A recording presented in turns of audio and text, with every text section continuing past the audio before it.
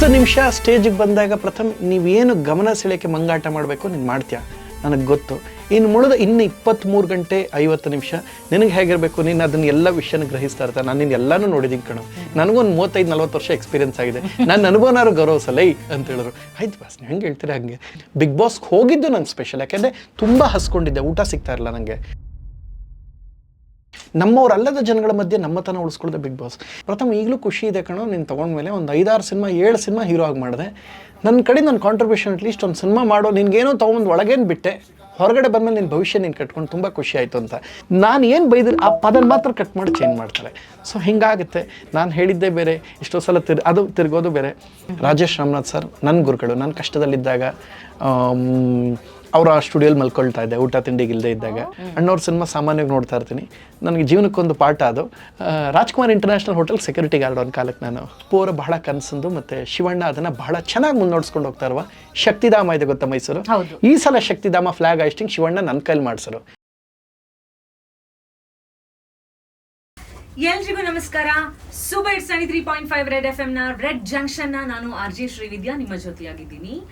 ನನ್ನ ಜೊತೆಯಲ್ಲಿ ಈಗ ಜೀವನದಲ್ಲೇ ಕೆಲವೊಂದು ಜಂಕ್ಷನ್ಗಳಿಗೆ ಬಂದು ನಿಂತ್ಕೊಳ್ತೀವಿ. ಸೊ ಈ ಜಂಕ್ಷನ್ ಅಲ್ಲಿ ಪ್ರಪ್ರಥಮವಾಗಿ ನಮ್ಮ ಜೊತೆಯಲ್ಲಿ ಒಬ್ಬ ಅತ್ಯದ್ಭುತ ಕಲಾವಿದ, ಅತ್ಯದ್ಭುತ ಮಾತುಗಾರ, ಇನ್ನು ಏನೇನ್ ಹೇಳ್ಬಹುದೋ ಅವ್ರ ಹತ್ರನೇ ಕೇಳೋಣ. ಯಾಕೆಂದ್ರೆ ನನಗಿಂತ ಸೂಪರ್ ಡೂಪರ್ ಆಗಿ ಸಖತ್ತಾಗಿ ಅವರೇ ಮಾತಾಡ್ತಾರೆ. ಪ್ರಪ್ರಥಮವಾಗಿ ನಮ್ಮ ಜೊತೆಯಲ್ಲಿದ್ದಾರೆ ಪ್ರಥಮ್ ಅವರು. Hi Pratham, welcome to the show. Thank you Vidya ಅವರೇ, ಬಹಳ ಖುಷಿ ಆಯ್ತು. ಸೊ ಇವಾಗ ಪ್ರಥಮ್ ಅವರ ಲೈಫ್ ಅಲ್ಲಿ ಎಕ್ಸೈಟಿಂಗ್ ಆಗಿ, ಫ್ಯಾಂಟಾಸ್ಟಿಕ್ ಆಗಿ ಸದ್ಯದಲ್ಲಿ ಏನ್ ನಡೀತಾ ಇದೆ? ಎಕ್ಸೈಟಿಂಗ್ ಆಗಿ ಒಂದು ಸಿನಿಮಾ ನಡೀತಾ ಇದೆ, ನೋ ಕೊಕೇನ್ ಅಂತ. ಮಹಾಭಾರತನ ರಿಮೇಕ್ ಮಾಡ್ತಾ ಇರೋದು. ಮಹಾಭಾರತನ ರಿಮೇಕು, ಮಹಾಭಾರತನೇ ರಿಮೇಕ್ ಕೇಳಿ ಮಜಾ ಹೇಳ್ತೀನಿ. ಈಗ ನಿಮಗೆ ತೆಲುಗಿನ ರಿಮೇಕ್ ನೋಡಿದಿರ, ತಮಿಳಿನ ನೋಡಿದಿರ, ಇದು ಮಹಾಭಾರತನ ರಿಮೇಕ್. ಎಲ್ಲಾರ ಕೇಳಿದಿರೇನ್ರಿ? ಎಲ್ಲಾರ ಉಂಟ ಅಲ್ಲ ರೀ, ನಾಳೆ ಬಂದು ಯಾರು ಉಂಟೆ ಅಯ್ಯೋ ವಿದ್ಯಾ ನನ್ನ ಮೇಲೆ ಯಾರು ಕೇಸ್ ಹಾಕ್ಬಾರ್ದು ಅಂತ. ಯಾಕೆ ಅಂದ್ರೆ ಕಾರಣ ಹೇಳ್ತೀನಿ ಕೇಳಿ. ಯಾವುದೋ ಒಂದು ಸಿನಿಮಾ, ಈ ಕತೆ ನನ್ನ ಸಿನಿಮಾ ಕದ್ದಿದ್ದು ಅಂತೆಲ್ಲ ಶುರು ಮಾಡ್ತಾರೆ. ಇದ್ರಲ್ಲಿ ಹೇಗೆ ಅಂದ್ರೆ, ಕೃಷ್ಣ ಗೊತ್ತಲ್ವಾ, ಅಸ್ತ್ರಗಳೇ ಹಿಡಿದೇನೆ, ವೆಪನ್ಸೇ ಹಿಡಿದೇನೆ, ಅಷ್ಟೆಲ್ಲ ಅದ ದೇವರಾಗಿದ್ರು ಸಹಿತ ವೆಪನ್ಸೇ ಹಿಡಿದೇನೆ ಕೌರವ ನಾಶ ಮಾಡ್ತಾರೆ. ಹೇಗ್ ಮಾಡ್ತಾರೋ ಮಹಾಭಾರತದ ಹಾಗೇನೆ ಇಲ್ಲಿ ಪೊಲೀಸ್ ಕಮಿಷನರು ಯೂನಿಫಾರ್ಮ್ ಹಾಕೊಂಡು ಏನ್ ಮಾಡ್ಬೋದು, ಯೂನಿಫಾರ್ಮ್ ಇಲ್ದೇನೆ ಮಾಡಿರ್ತಾರೆ. ಅಂದ್ರೆ ವಿಲ್ಲನ್ಸ್ ನ ನಾಶ ಮಾಡಿರ್ತಾರೆ. ಕೊಕೇನ್ ಕಂಟೆಂಟ್ ಮಫ್ತಿಲಿ ಕೊಕೇನ್ ಕಂಟೆಂಟ್ ಡೆಸ್ಟ್ರಾಯ್ ಮಾಡಿರ್ತಾರೆ. ಇವತ್ತಿನ ಟ್ರೆಂಡ್ ತಕ್ಕಂತೆ ವಿಶೇಷವಾಗಿ ಮಾಡ್ಕೊಂಡ್ರೆ ನೋ ಕೊಕೇನ್ ಅಂತ. ಇದಕ್ಕೂ ಮುಂಚೆ ಫಸ್ಟ್ ನೈಟ್ ಮುಗಿಸ್ಕೊಂಡ್ ಬಂದೆ ಸಿನಿಮಾ, ಫಸ್ಟ್ ನೈಟ್ ವಿತ್ ದೆವ್ವ. ಸಿನಿಮಾ ಹೆಸರು ಅದು, ಫಸ್ಟ್ ನೈಟ್ ವಿತ್ ದೆವ್ವ. ಇನ್ನೊಂದು 2-3 ವೀಕ್ಸ್ ಅಲ್ಲಿ OTT ಬರುತ್ತೆ, ಚೆನ್ನಾಗಿ ನೋಡ್ತಾರೆ. ಯುನೀಕ್ ಆಗಿದೆ ಅದು. ಸೊ ಫಸ್ಟ್ ನೈಟ್ ಇದು ಹೀರೋಯಿನ್ ದೆವ್ವ. ಈಗ ಒಂದ್ ಕೆಲಸ ಮಾಡಿ, ನಿಮ್ಗೆ ಅದೊಂದು ಕೇಳಿದ್ರೆ ಮಜಾ ಅನ್ಸುತ್ತೆ. ಟೈಟ್ಲ್ ಯಾಕೆ ಹಂಗಿಟ್ಟೆ ಅಂದ್ರೆ ಕೇಳಿ ವಿದ್ಯಾ ಅವರೇ, ಈಗ ಜನಕ್ಕೆ ಮೊದಲ ರಾತ್ರಿಯಲ್ಲಿ ಒಂದು ದೆವ್ವ ಬಂದು ಕಾಣಿಸಿಕೊಂಡಿತು ಅಂತ ಟೈಟ್ಲ್ ಇಟ್ಟರೆ ಜನ ನೋಡ್ತಾರ. ಸೊ ಜನಕ್ಕೆ ಯೂನಿಕ್ ಆಗಿರ್ಬೇಕು. ಮದುವೆ ಆದ ನೆಕ್ಸ್ಟ್ ಫಸ್ಟ್ ಸೀನ್ ನಾ ಹೀರೋಯಿನ್ ತಾಳಿ ಕಟ್ತೀನಿ, ನೆಕ್ಸ್ಟ್ ಸೀನ್ ಇನ್ನೊಂದು 2 ಸೆಕೆಂಡ್ ಗೊತ್ತಾಗುತ್ತೆ ನಾನು ಹೆಂಡತಿ ದೆವ್ವ ಅಂತ. ಹನಿಮೂನ್ ಆಗುತ್ತೋ ಇಲ್ಲೋದನ್ನ ತುಂಬಾ ಹಿಲೇರಿಯಸ್ ಕಾಮಿಡಿಲಿ ಹೇಳೋಂಥ ಪ್ರಯತ್ನ. ಈಗ ನಾನು ಬಂದು ಒಂದು 50 ಜನಕ್ಕೆ ಹಿಂಗೆ ಹೊಡೆದೇಟ್ಕೆ 50 ಜನ ಬಿದ್ದಬಿಟ್ರು, ಇವನೇ ಅವನು ಗೂಬೆ ನನ್ನ ಮಗ ಹಿಂಗೆಲ್ಲ ಬರೀ ಡವ್ ಮಾಡ್ತಾನೆ ಸ್ಟಡ್ಸ್ ಅಂತ ಹೇಳ್ತಾರೆ. ನನಗೇನು ಸೂಟಬಲ್. ನಾನು ಕಾಶಿನಾಥ್ನ ತುಂಬಾ ಇಷ್ಟಪಡ್ತೀನಿ, ಅವ್ರ ಮ್ಯಾನರ್. ನಂಗೆ ಶರಣ್ ಸರ್ ತುಂಬಾ ಇಷ್ಟ. ನಾನು ಆಗದೆ ಇರೋದನ್ನ ಮಾಡ್ತೀನಿ ಅಂತ ಹೇಳೋದಲ್ಲ, ನನ್ನ ಕೈಲಾಗದನ್ನ ಪ್ರಯತ್ನ ಮಾಡ್ತೀನಿ ವಿದ್ಯಾ ಅವರೇ. ಸೊ ನಡೀತಾ ಇದೆ. ಸೊ ಸಿನಿಮಾ ಯಾವಾಗ್ಲೂ ನಡೀತಾ ಇರತ್ತೆ ಪ್ರಥಮ್ ಅವ್ರ ಜೀವನದಲ್ಲಿ. ಪ್ರಪ್ರಥಮವಾಗಿ ಪ್ರಥಮ್ ಅವ್ರ ಜೀವನದಲ್ಲಿ ಸಿನಿಮಾನೇ ನಡೆಯದ ಅಥವಾ ಬೇರೆ ಇನ್ನೇನಾದ್ರು ನಡೆಯದ? ಬೇರೆ ಇನ್ಯಾವುದಕ್ಕೋ ಈವೆಂಟ್ಸ್ ಕಾರ್ಯಕ್ರಮಗಳು ಕರೀತಾರೆ, ಯಾವುದೇ ನಂಗೆ ಅದೊಂದು ರೀ, ನಂಗೆ ಏನು ಗೊತ್ತಾ ಆಶ್ಚರ್ಯ. ಪ್ರಥಮ್ ಬನ್ನಿ ಡ್ಯಾನ್ಸ್ ಕ್ಲಾಸ್ ಇನಾಗ್ರೇಷನ್ಗೆ ಅಂತಾರೆ. ಅಪ್ಪ ತುಂಬಾ ಚೆನ್ನಾಗಿ ಡ್ಯಾನ್ಸ್ ಮಾಡೋರು ಕರೀ, ನನ್ನ ಯಾಕೆ ಕರಿತೀರಾ ಅಂದ್ರು. ಆಯ್ತು ಕರೀತಾರೆ, ಹೋಗ್ಬರ್ತೀನಿ. ಇನ್ನು ಜಿಮ್ ಇನಾಗ್ರೇಷನ್. ನೀವು ಮ್ಯಾಗ್ನೆಟ್ ಇದ್ದಂಗೆ ಪ್ರಥಮ್ ಅವರೇ, ನೀವು ಜನಕ್ಕೆ ಅಟ್ರಾಕ್ಟ್ ಆಗ. ಅದೇ ಪ್ರಾಬ್ಲಮ್, ಮ್ಯಾಗ್ನೆಟ್ ಕಬ್ಬಣಕ್ಕೆ ಮಾತ್ರ ಅಟ್ರಾಕ್ಟ್ ಆಗುತ್ತೆ, ಬೇರೆದಕ್ಕೆ ಅಟ್ರಾಕ್ಟ್ ಆಗಲ್ಲ. ಎಷ್ಟು ತುಂಬಾ ಲೋಹಗಳಿವೆ, ಎಲ್ಲದಕ್ಕೂ ಅಟ್ರಾಕ್ಟ್ ಆಗ್ಬೇಕು ನಾವು. ಇರ್ಲಿ, ಡ್ಯಾನ್ಸ್ ಕ್ಲಾಸು ಜಿಮ್ಗೆ ಕರೀತಾರೆ. ಇನ್ನು ಕೆಲವರು ಇದಕ್ಕೆ ಕರೀತಾರೆ, ಸರ್ ನಮ್ದೊಂದು ಬಿರಿಯಾನಿ ಅಡ್ಡ ಐತಿ ಇನಾಗ್ರೇಷನ್ ಬನ್ನಿ ಅಂತಾರೆ. ನಾನು ತಿನ್ನಲ್ಲ ಮಾಡಲ್ಲ, ಅದಕ್ಕೆ ಕರೀತಾರೆ. ಅದ್ರ ಬದಲು ನನ್ನ ಒಂದು ಚಿನ್ನಂಗಡಿಗೆ ಇನಾಗ್ರೇಷನ್ ಕರೆದ್ಬಿಟ್ಟು ತಗಳಪ್ಪ ಪ್ರಥಮ 100 ಗ್ರಾಮ್ ಮಡಿಕೋ ಚಿನ್ನ ಅಂತ ಕೇಳೋರು ಒಬ್ರು ಇಲ್ಲ. ಆದ್ರೂ ನಡೀತಾ ಇದ್ದು ನಿಮ್ಮ ಪ್ರೋಗ್ರಾಮ್ ಮೂಲಕ ಅದೊಂದು ಕರೆದ್ರೆ ಅದೊಂದು ಅವಕಾಶ ಆಗೋಗ್ಲಿ ಅಂತ. ಇವಾಗ ಸಿನಿಮಾ ಬಗ್ಗೆ ನೀವು ಬಹಳ ಇಷ್ಟಪಡ್ತೀರಿ, ಸಿನಿಮಾ ಮಾಡ್ತಿದ್ದೀರಿ, ಎಲ್ಲ ಓಕೆ. ಸೊ ಇವಾಗ ಪ್ರಥಮ್ ಅವರು ಎಷ್ಟು ಸಿನಿಮಾ ನೋಡಬಹುದು ಒಂದು ದಿನಕ್ಕೆ, ಅಥವಾ ದಿನಚರಿನಲ್ಲಿ ಆನ್ ಎ ರೊಟೀನ್ ಸಿನಿಮಾ ನೋಡ್ತಿರಲ್ಲ, ಅದ್ರಲ್ಲಿ ಏನೇನ್ ತಗೊಳ್ತೀರಾ ಅಥವಾ ಏನೇನ್ ಇಷ್ಟ? 5 ಪ್ರತಿದಿನ ಅಟ್ಟನಿಕಾಸ್ಟ್ 4 ಸಿನಿಮಾ ನೋಡ್ತೀನಿ. ಎಂತಹ ಕಂಡೀಷನ್ ಆಗಿದ್ರು, ಎಂತಹ ಸಾಧ್ಯತೆಯಲ್ಲಿದ್ರು ನೋಡ್ತೀನಿ. ಒಂದೊಂದು ದಿನ 7 24 ಗಂಟೆ ಹೇಗೆ ಅಂತ ಕೇಳಿಸ್ಕೊಳ್ಳಿ ಹೇಳ್ತೀನಿ. ನಾನು 2XL ಸ್ಪೀಡಲ್ಲಿ ಇಟ್ಟಿರ್ತೀನಿ, ಡೌನ್ಲೋಡ್ ಮಾಡಿ ಇಟ್ಟಿರ್ತೀನಿ, ಆನ್ ಮಾಡಿ ಇಟ್ಟಿರ್ತೀನಿ. ನಾನು ನೋಡಿರೋ ಸಿನಿಮಾ ಆದರೂ ಕೂಡ ತಿಳ್ಕೊಳ್ತಾ ಇರ್ತೀನಿ. ಯಾಕೆಂದರೆ ನನಗೆ ಬೇರೆ ಯಾವ ಹ್ಯಾಬಿಟು ಇಲ್ಲ. ನಾನು ಸ್ಮೋಕ್ ಮಾಡಲ್ಲ, ಡ್ರಿಂಕ್ ಮಾಡಲ್ಲ, ನಾನ್ ವೆಜ್, ಒಂದು ಸಣ್ಣ ಬ್ಯಾಡ್ ಹ್ಯಾಬಿಟ್ ಕೂಡ ಇಲ್ಲ. ದಿನಕ್ಕೆ ಸಿನಿಮಾ ನೋಡಿದ್ರೆ ನನಗಿರೋ ಅಭ್ಯಾಸ, ಹವ್ಯಾಸ. ಯಾವ ಸಿನಿಮಾನ ನಾನು ಬಿಡಲ್ಲ.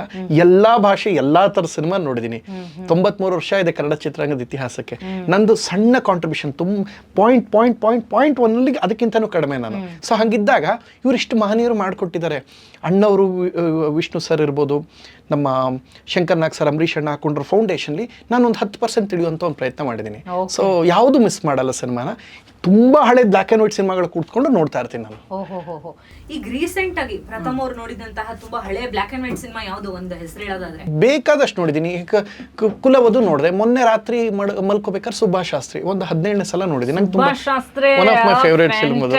ನನಗೆ ನಿಮ್ಗೆ ಏನು ಗೊತ್ತಾ, ನನಗೆ ಆ ಥರ ಯಾವುದು ಫಸ್ಟ್ ಜನಕ್ಕೆ ಯಾಮರ್ಸೋ ಸಿನಿಮಾ ಎಲ್ಲ ಅನ್ಕೊಳ್ತಾರೆ. ನನಗೆ ತುಂಬ ಇಷ್ಟ ಅದು. ಈ ಅನಂತನಾಗ್ದು ಗೌರಿ ಗಣೇಶ, ಉಂಡು ಹೋದ ಕೊಂಡು ಹೋದ, ಉದ್ಭವ, ಯಾರಿಗೂ ಹೇಳ್ಬೇಡಿ, ಇವೆಲ್ಲ ಸಿನಿಮಾಗಳು ಹೆಂಗೆ ಬರ್ತಿತ್ತು ಅದಕ್ಕೆ ಫೌಂಡೇಶನ್ ಹಾಕಿದ ಸಿನಿಮಾ ಅದು. Modern version of Subhash Shastri ಒಂದು ಸಿನಿಮಾ ಮಾಡಬಾರ್ದು. ನಾನು ಕತೆ ಬರ್ದು ಕೊಡ್ತೀನಿ ಪ್ರಥಮ್ ಅವರೇ. ಸ್ಕ್ರೀನ್ ಪ್ಲೇ ಡೈಲಾಗ್ಸ್ ಎಲ್ಲ ನಂದೇ. ಕತೆ, story, screen play, dialogues by RJ Srividya and Subhash Shastri, modern Subhash Shastri by Pratham. ನೋಡಿ, ಆಕ್ಚುಲಿ ನಂಗೆ ತುಂಬಾ ಇಷ್ಟವಾದ ಸಿನಿಮಾ ಅದು.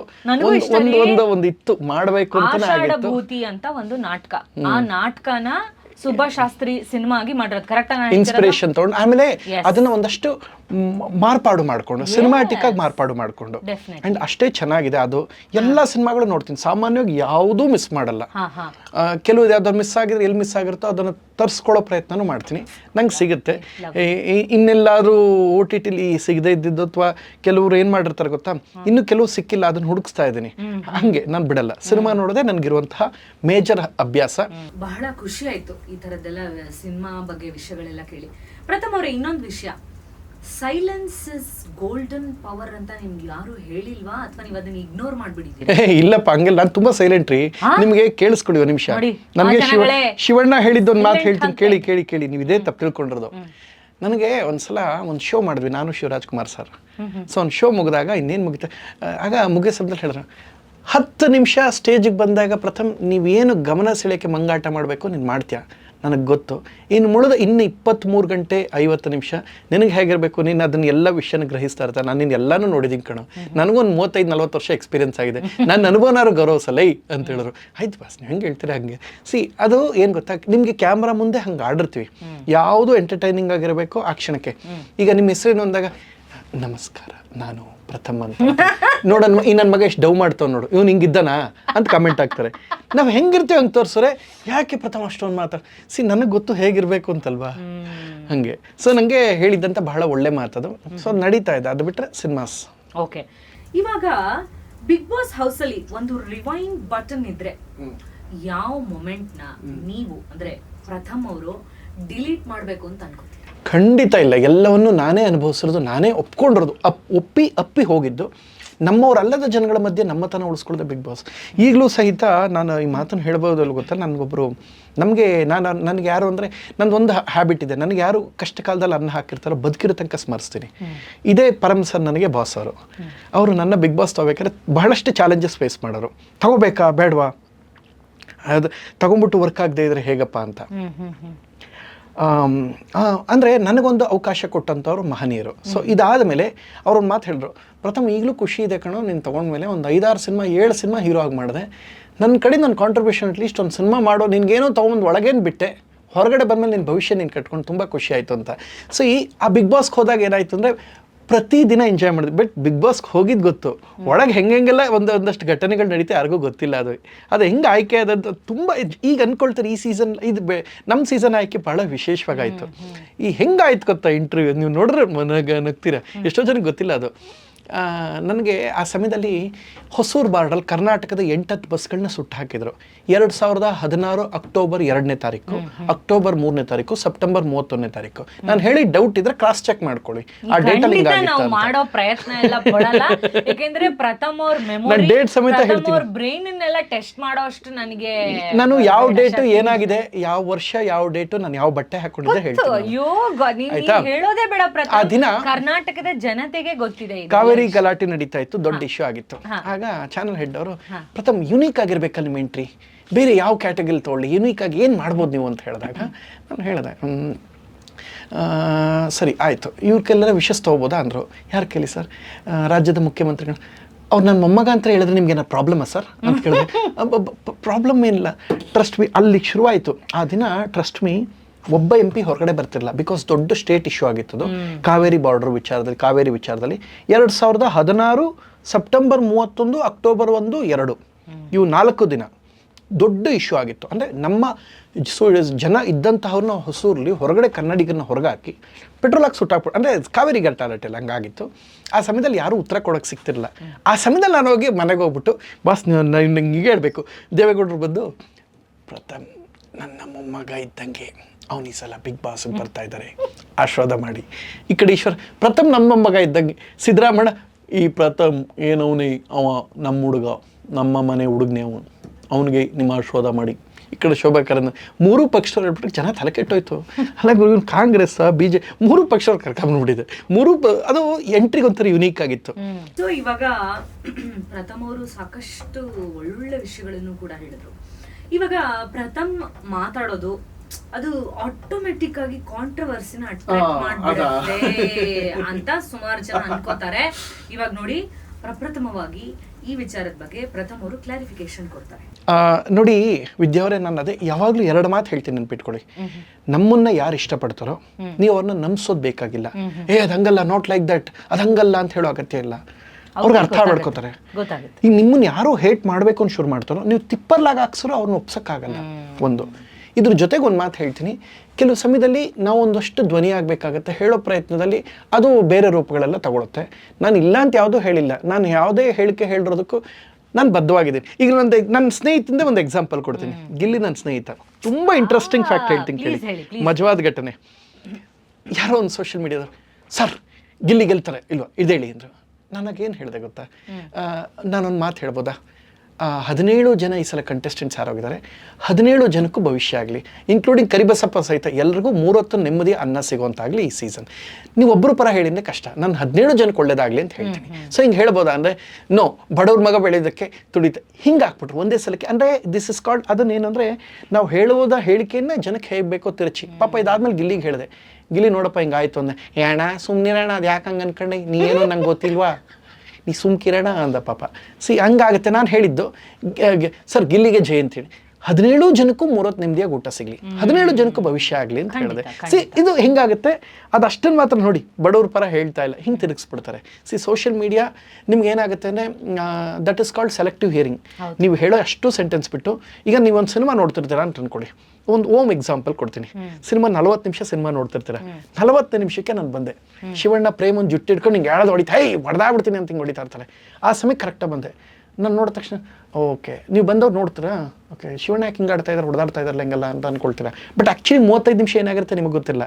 ಹಿಂದಿನ ಫುಲ್ ಸೆಗ್ಮೆಂಟ್ ಕೇಳಲ್ಲ, ನಾನು ಏನು ಬೈದ್ರೆ ಆ ಪದನ ಮಾತ್ರ ಕಟ್ ಮಾಡಿ ಚೇಂಜ್ ಮಾಡ್ತಾರೆ. ಸೊ ಹಿಂಗಾಗುತ್ತೆ.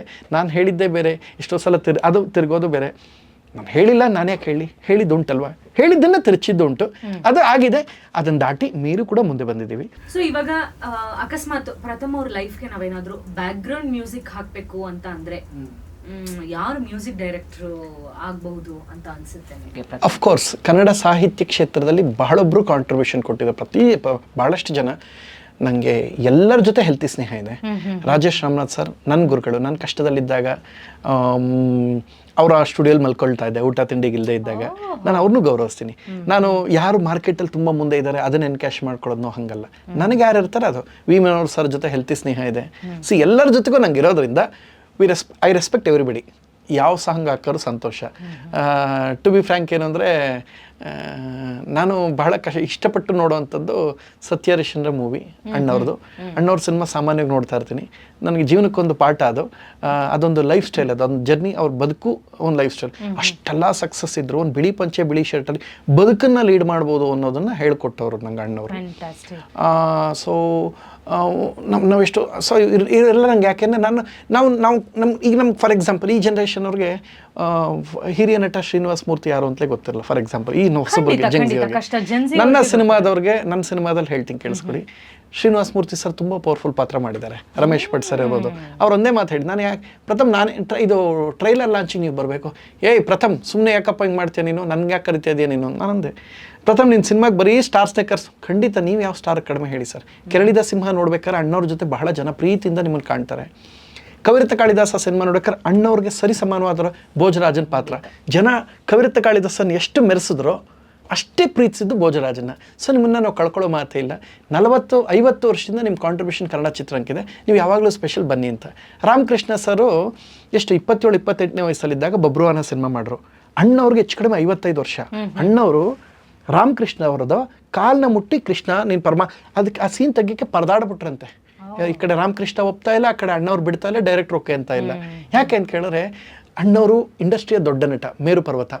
ಅವ್ರು ಬಂದು ನನ್ನ ಕಾಲ್ ಅಂದರೆ ಅದ್ರಲ್ಲಿ ಕೃಷ್ಣ ಯಾರೋ ಕೃಷ್ಣನ ಪಾತ್ರ ಮಾಡಿದಾರೆ ಗೊತ್ತಾ, ನೀನೇ ಪರಮಾತ್ಮ ಅಂತ ಹೇಳ್ಬಿಟ್ಟು ಹಿಂಗೆ ಮುಟ್ಟಿ ನೀನೇ ಗತಿ ಹಿಂಗೆ ಮುಟ್ಟಕ್ಕೆ ಅಂತ ಹೋಗ್ತಾರೆ. ಅದು ರಾಮಕೃಷ್ಣ ಅವ್ರು ಒಪ್ತಿರಲ್ಲ. ಇದೆಲ್ಲ ಯಾಕೆ ನನ್ನ ಸಿನಿಮಾ ನಾನು ಕಲ್ತ್ಕೊಂಡೆ. ಕರ್ನಾಟಕದ ಅಳಿಯಾದಲ್ಲಿ ನನ್ನ ಮಾವನ ಕ್ಯಾರೆಕ್ಟರ್ ಮಾಡಿದ್ದಾರೆ. ರಾಘವೇಂದ್ರ ರಾಜ್ಕುಮಾರ್ ನಮ್ಮಪ್ಪ. ನಿಮ್ಗೊಂದು ಮಜಾ ಹೇಳ, ನಾನು Rajkumar international hotel security guard ಒಂದು ಕಾಲಕ್ಕೆ ನಾನು ಅದೇ Rajkumar international hotel security guard. ಇವತ್ತು ನೋಡಿ ಅದೇ ರಾಜ್ಕುಮಾರ್ ಇಂಟರ್ನ್ಯಾಷನಲ್ ಹೋಟೆಲ್ ಓನರ್ ಬಂದು ನಮ್ಮ ರಾಘವೇಂದ್ರ ರಾಜ್ಕುಮಾರ್ ಸರ್. ಅವ್ರು ನನ್ನ ಸಿನಿಮಾದಲ್ಲಿ ತಂದೆ ಕ್ಯಾರೆಕ್ಟರ್ ಮಾಡಿದ್ದಾರೆ. ಅಪ್ಪು ಸರ್ ನಾನು ಇಷ್ಟಪಟ್ಟು ನಟ, ಅವ್ರನ್ನ ನೋಡಬೇಕು ಅಂತ ಬೆಂಗಳೂರು ಬಂದಿದ್ದೆ. ನನ್ನ ಸಿನಿಮಾಗೆ ಅಪ್ಪು ಸರ್ ಸಾಂಗ್ ಹಾಡಿದ್ದಾರೆ ನೋಡಿ. ಎಕ್ಸಾಂಪಲ್ ಡೇ ಒನ್ ಡೇ ಇಲ್ಲೇ ಇದೆ. ಶಿವಣ್ಣ ಸರು ನಿಮ್ಗೆ ಟ್ರಸ್ಟ್ ಮಾಡಿ ಹೇಳ್ತೀನಿ, ನಾನು ಬಹಳ ಪ್ರೀತಿ ಹೆಮ್ಮೆಯಿಂದ ಹೇಳ್ತೀನಿ. ಅವ್ರ ಹತ್ರ ಕಲ್ತ್ಕೋಬೇಕು ಅಂತ ಬಹಳಷ್ಟು ಹೋದೆ. ಈಗ ಅಣ್ಣವ್ರು ಹೀರೋ ಆಗಿದ್ದಾಗಲೂ ಶಿವಣ್ಣ ಹೀರೋ, ಶ್ರೀನಾಥ್ ಅನಂತ್ನಾಗ್ ಹೀರೋ ಆದಾಗಲೂ Shivanna hero, next generation Vishnuvardhan Ambareesh ಅಣ್ಣವ್ರು ಹೀರೋ ಆದಾಗಲೂ ಶಿವಣ್ಣ ಹೀರೋ. ಶಿವಣ್ಣನ ಜನರೇಷನ್ಲಿ ಶಿವಣ್ಣ, ರವಿಚಂದ್ರನ್, ಶಶಿಕುಮಾರ್, ರಮೇಶ್ ಅರವಿಂದ್, ದೇವರಾಜ್ ಅವ್ರು ಹೀರೋ ಆದಾಗಲೂ ಶಿವಣ್ಣ ಹೀರೋ. ಅದಾದ್ಮೇಲೆ ಉಪ್ಪಿ ಸರ್ ಹೀರೋ ಆದ್ರು, ರಾಘವೇಂದ್ರ ರಾಜ್ಕುಮಾರ್ ಹೀರೋ ಆದ್ರು, ಆಗ್ಲೂ ಶಿವಣ್ಣ ಹೀರೋ. ನೆಕ್ಸ್ಟ್ ಅಪ್ಪು ಸರು, ಸುದೀಪ್ ಸರು ಹೀರೋ ಆದ್ರು, ಆಗ್ಲೂ ಶಿವಣ್ಣ ಹೀರೋ. ಅದಾದ್ಮೇಲೆ ನೆಕ್ಸ್ಟ್ ಜನರೇಷನ್ ವಿಜಯ ರಾಘವೇಂದ್ರ, ಶ್ರೀಮುರಳಿ ಬಂದ್ರು, ಆಗ್ಲೂ ಶಿವಣ್ಣ ಹೀರೋ. ಆಮೇಲೆ ಯಶ್ ಅವರು, ಧ್ರುವ ಸರ್ಜಾ ಬಂದ್ರು, ಆಗ್ಲೂ ಶಿವಣ್ಣ ಹೀರೋ. ಈಗ ನನ್ನಂತ ಪುಟ್ ಕಲಾವಿದ ಈಗಲೂ ಶಿವಣ್ಣ ಹೀರೋ. ಸೊ ನಾವೊಂದು 7-8 ತಲೆಮಾರನ್ನ ಶಿವಣ್ಣ ನೋಡ್ಕೊಂಡ್ ಬಂದಿದ್ದಾರೆ. ಸೊ ಅದರಿಂದ ಅವ್ರ ಜೊತೆ ಕಲಿಬೇಕು ಅಂತ ಹೋದೆ. ನಾನು ಅವ್ರ ಜೊತೆ ಶೋ ಮಾಡೋಣ.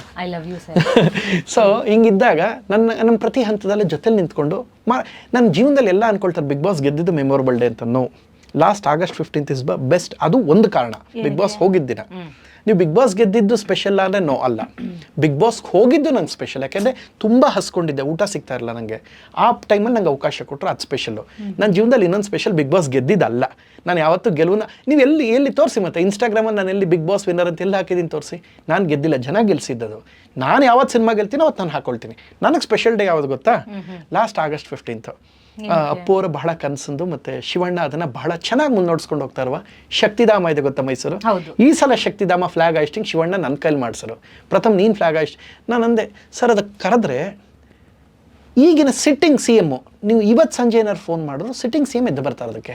ಯಾಕೆಂದರೆ ಪ್ರೋಟೋಕಾಲ್ ಆ್ಯಡ್ ಮಾಡಿಸ್ಬಿಟ್ಟು TPL ಆ್ಯಡ್ ಮಾಡಿಸ್ಬಿಟ್ಟು ಬರ್ತಾರೆ. ಯಾಕೆಂದ್ರೆ ಶಕ್ತಿಧಾಮ ಅನ್ನೋದಕ್ಕೆ ಜನಕ್ಕೆ ಅದರದ್ದೇ ಆದ ಎಮೋಷನ್ ಇದೆ. ಸಾವಿರಾರು ಜನ ಹೆಣ್ಮಕ್ಳು ಭವಿಷ್ಯ ಕಟ್ತಾ ಇದ್ದಾರೆ. ಪ್ರಥಮ್ ನೀನು ಬಾಮ್ಮ ಗೀತಾ ಮೇಡಮ್ ಹೇಳ್ತಾ ಇದ್ದಾರೆ, ನೀನು ಕೊಡ್ತಾರೆ ಕೇಳೋ. ಪ್ರಥಮ್ ನೀವು ಬರ್ಬೋದಾ ಅಂದರು.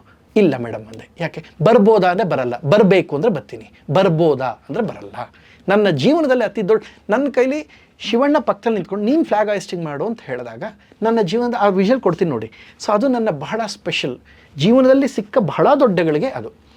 ಸೊ ಇಂಥ ಖುಷಿಗಳನ್ನ ಅನುಭವಿಸಿದ್ದೀನಿ. ಹಾಗೆ ಎರಡೂ ಬರುತ್ತೆ. ಒಂದಷ್ಟು ಕಾಂಟ್ರವರ್ಸಿಸ್ ನೀವು ಕೇಳಿದ್ರಲ್ಲ, ನಾನು ಅದನ್ನು ದೂರ ಇರಬೇಕು ಅಂತ. ಈಗ ನೋಡಿ, ಈಗ ಹೆಂಗೆ ಗೊತ್ತಾ, ನನ್ನ ಪಾಡಿಗೆ ನಾನು ಏನೋ ಇರ್ತೀನಿ. ಆ್ಯಕ್ಚುಲಿ ನೀವು ಕೇಳಿದ ಯಾವ ವಿಚಾರ ಅಂತ ಗೊತ್ತು ನಿಮ್ಗೆ? ಆ್ಯಕ್ಚುಲಿ ಫ್ಯಾಕ್ಟ್ ಹೇಳ್ತೀನಿ ಕೇಳಿ, ತುಂಬ ಒಳ್ಳೆ ವಿಚಾರ ಹೇಳ್ಬಿಟ್ಟೆ ಹೇಳ್ತೀನಿ. ಇದು ಎಷ್ಟೋ ಜನಕ್ಕೆ ಗೊತ್ತಿಲ್ಲ, ಅದು ಹೇಳ್ತೀನಿ ನಾನು. 2024 ಜೂನ್ 6 ಒಂದು ಒಳ್ಳೆ ಘಟನೆ ನಡೀತು, ಯಾರಿಗೂ ಗೊತ್ತಿಲ್ಲ.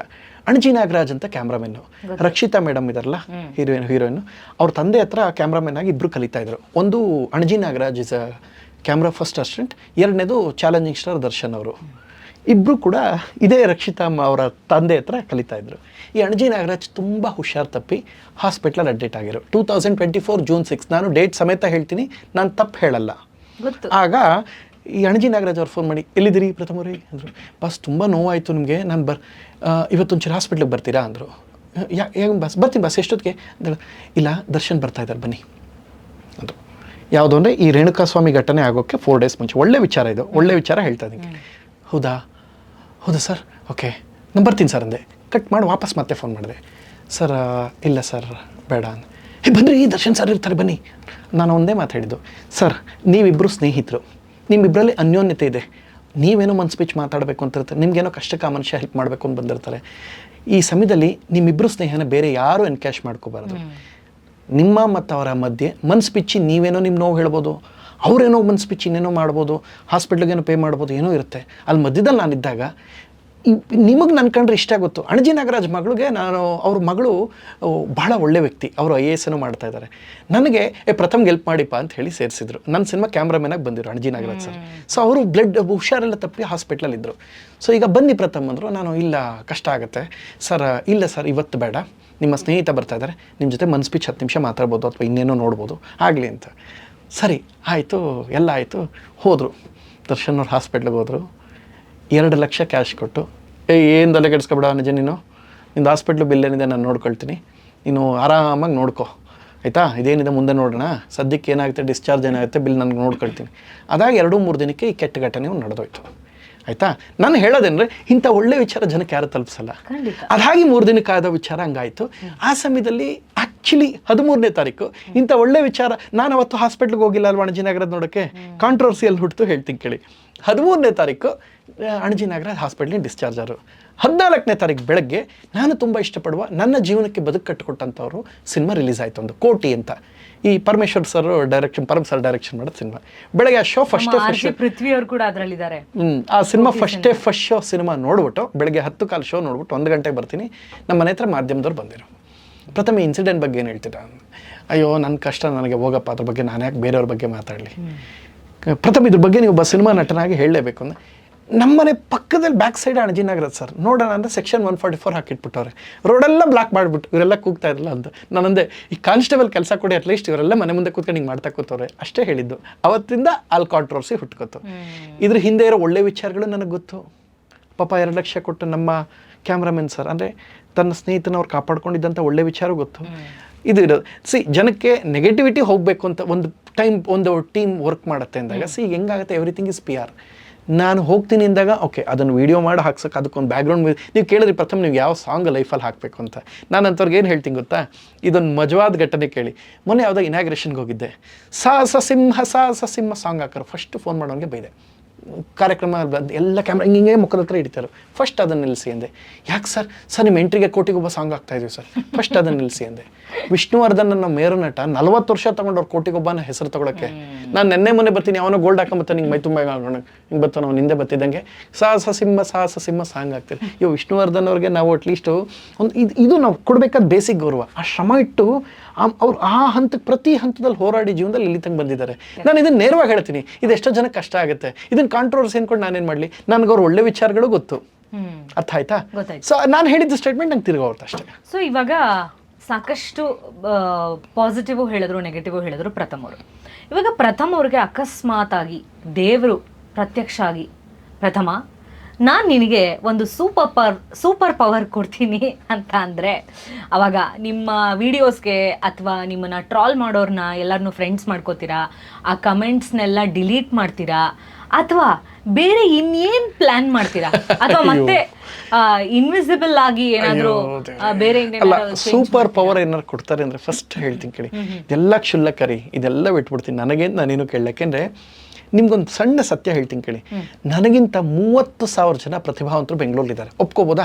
ನನಗಿಂತ ಚೆನ್ನಾಗಿರೋರು ಸಿಗ್ತಾರೆ, ನನಗಿಂತ ಹ್ಯಾಂಡ್ಸಮ್ ಆಗಿರೋರು ಸಿಗ್ತಾರೆ, ನನಗಿಂತ ಚೆನ್ನಾಗಿ ಡ್ಯಾನ್ಸ್ ಮಾಡೋದು. ಇವ್ರಿಗೆ ಯಾರಿಗೂ ಸಿಗದೆ ಭಗವಂತ ನನಗೆ ಕೊಟ್ಟಿದ್ದಾನೆ ಅಂದಮೇಲೆ ನನಗಷ್ಟು ಸಾಕು, ಅದ್ರ ಮೇಲೂ ನಾನು ಆಸೆ ಪಡಲ್ಲ. ನನಗೆ ಯಾರು ಬಂದು ಪ್ರಥಮ ನೀವು ನೆಕ್ಸ್ಟ್ ಇನ್ನೊಂದು ಮಾಡಿ ಅಂತ ಹೇಳಿದ್ರೆ, ನಿಮ್ಗೆ ಗೊತ್ತಿಲ್ಲ, ಇವತ್ತು ಪ್ರತಿಷ್ಠಿತವಾಗಿ ನಡೀತಾರೆ ಯಾವುದೋ 2 ಸೀರಿಯಲ್ಗೆ ನಾನು ಮಾಡಬೇಕಾಗಿತ್ತು ಹೀರೋಗಿ. ನಾನು ಏನಂದೆ ಗೊತ್ತಾ, ನೆಗೆಟಿವ್ ಆಗಲ್ಲ, ಇಷ್ಟೇ ಹೇಳಿದ್ದು. ನನ್ನ ಹಾಕೊಳ್ಳೋಕ್ಕಿಂತ ನನಗಿಂತ ಪ್ರತಿಭಾವಂತರು ಅವರಿದ್ದಾರೆ, ದಯವಿಟ್ಟು ಅವ್ರು ಮಾಡಿ ಅಂತ. ಚೆನ್ನಾಗಿ ತೊಗೊಂಡು ಹೋಗ್ತಾ ಇದ್ದಾರೆ, ಇಬ್ಬರು ಭವಿಷ್ಯ ಆಯಿತು. ಆ್ಯಂಡ್ ಆ ಶೋಗೆ ಜಸ್ಟಿಸ್ ಕೂಡ ಕೊಟ್ಟರು.